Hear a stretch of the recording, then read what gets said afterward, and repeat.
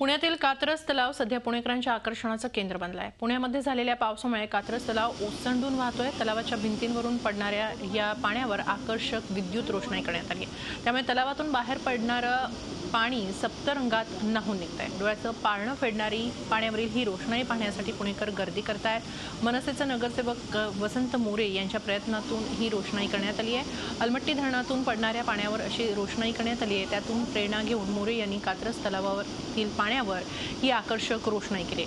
मोरे यांनी स्वखर्चातून ही विद्युत रोषणाई केली आहे। ह्याच बंधाऱ्याचा आपण पाहिलं तर हा नानासाहेब पेशव्यांनी बांधलेला बंधारा आहे। 200-250 वर्ष झाली याला।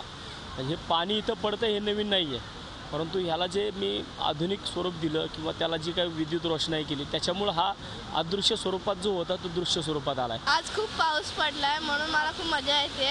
असं एकदम मस्त दिसतंय।